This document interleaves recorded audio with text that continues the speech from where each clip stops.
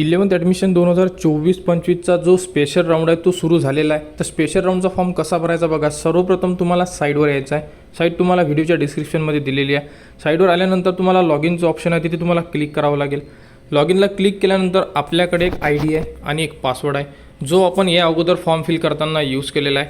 तो ID टाका, password टाका, खाली दिलेला कॅप्चा टाका आणि लॉगिनला क्लिक करा। लॉगिनला क्लिक केल्यानंतर तुम्ही तुमच्या प्रोफाईलमध्ये इन्सर्ट होणार। प्रोफाईलमध्ये इन्सर्ट झाल्यानंतर तुम्ही इथे बघू शकता cap option form complete but not lock. आलं का लक्षात? कारण फॉर्म लॉक झालेला नाही आहे। आपण या अगोदरसुद्धा सांगितलं होतं की संपूर्ण फॉर्म तुमचे अनलॉक करून देण्यात येणार आहे। लॉक तुम्हाला पर्सनली करायचे आहे।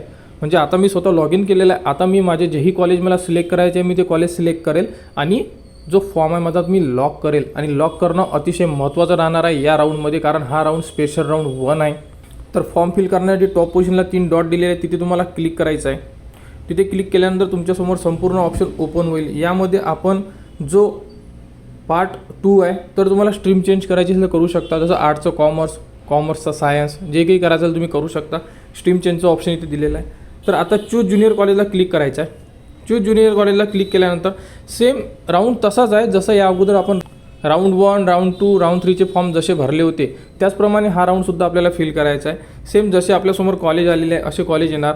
तुम्ही इथून सर्च ज्युनियर कॉलेज जर केलं तर तुम्हाला कॉलेजची लिस्ट येईल। यामधून तुम्ही कॉलेजेस सिलेक्ट करू शकता। अशा प्रकारे सिलेक्ट केल्यानंतर तुम्हाला इथे सर्वात खाली ॲडचं ऑप्शन आहे, इथून तुम्ही कॉलेजेस ॲड करू शकता। अशा प्रकारे हे कॉलेज ॲड झाल्यानंतर तुमचे सर्व कॉलेज जे खाली ॲड झालेले दिसतील। त्यानंतर इथे डिलीटचं ऑप्शन आहे, असे क्लिक करून तुम्ही इथून डिलीटसुद्धा करू शकता। आणि जर डिलीट करायचं नसेल तर तुम्ही जे 6 कॉलेज सिलेक्ट केलेले आहे याला सेव्ह अँड नेक्स्ट करू शकता।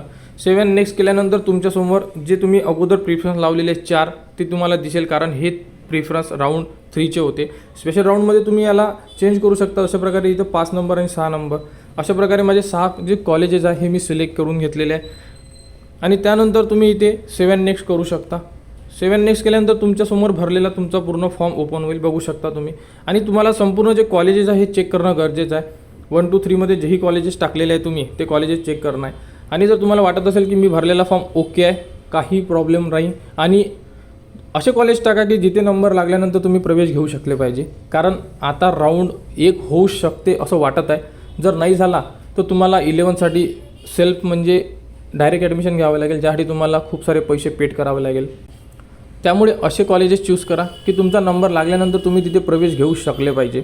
सर्व टाकलेले ऑप्शन जर बरोबर असेल तर चेकबॉक्सला क्लिक करा आणि सर्वात खाली ऑप्शन दिलेला लॉक ॲप्लिकेशन फॉर्म, इथे लॉक करणं अतिशय महत्त्वाचं आहे। तर मी इथे लॉक केलं आहे, कन्फर्म केलेलं आहे। बघू शकता माझ्या फॉर्मसाठी मला प्रिंटचं ऑप्शन उपलब्ध करून दिलेलं आहे, तुम्ही बघू शकता। अशा प्रकारे तुम्हालासुद्धा उपलब्ध झालं पाहिजे। त्यानंतर 3 बॉक्सला क्लिक करा आणि डॅशबोर्डला जा। डॅशबोर्डला गेल्यानंतर तुम्ही तुमचे प्रोफाईल बघू शकता आणि ऑप्शन फॉर्मला काय लिहून आलं बघा। अशा प्रकारे तुम्हाला लिहून आलं पाहिजे। जे विद्यार्थी इनाऊसाठी इलिजिबल आहेत ते सुद्धा भरू शकतात, मायनॉरिटीवालेसुद्धा भरू शकतात फॉर्म। तर लवकरात लवकर आपले स्पेशल राऊंड 1चे फॉर्म फिल करून घ्या। आणि इथे लॉक असणं गरजेचं आहे हे विद्यार्थ्यांनी लक्षात असू द्या। आणि याबद्दल कोणती अडचण असेल तर तुम्ही कमेंट्स करू शकता, व याबद्दलची जी पुढील अपडेट येईल ती तुम्हाला आपल्या यूट्यूब चॅनलवर उपलब्ध करून देण्यात येणार आहे। त्यासाठी आपल्या चॅनलला सबस्क्राईब करा व हा व्हिडिओ इतरांपर्यंत शेअर करा।